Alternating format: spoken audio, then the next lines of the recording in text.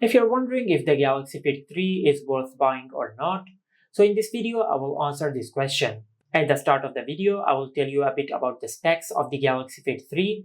Then at the end of the video, I will tell you if the Galaxy Fit 3 is worth buying or not. Now, the Galaxy Fit 3 is built really well. Its straps are soft and it weighs around 18.5 grams. Also, the Galaxy Fit 3 is IP68 water and dust resistant. At the side of the band, you will find the home button and also you will find the barometer. And at the back of the band, you will find all your sensors, like the SpO2 and the heart rate measurement sensors. And also you will find the charging pins. And at the front, you will see the 1.6-inch AMOLED display. The display is plenty bright and it's sharp, although its bezels are a bit chunky, especially the bottom bezel. Now, if we talk about the software is smooth and it is filled with features.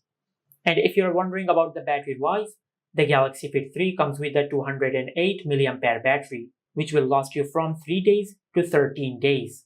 Now, if you use always on display and if you continuously track your SpO2 levels and your stress levels, then it will last you up to 3 days. But if your usage is light, then it will last you up to 13 days.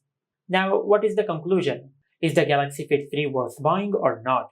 So, my answer is, if you're using a Samsung smartphone, then the Galaxy Fit 3 is an excellent choice. And also, if you want a fitness tracker and a health tracker, then the Galaxy Fit 3 is the best smartband in its price range.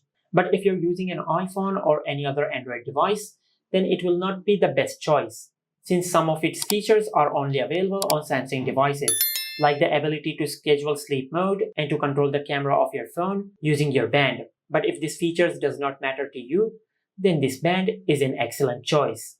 And this is it. Make sure to like, comment and subscribe. Thank you for watching.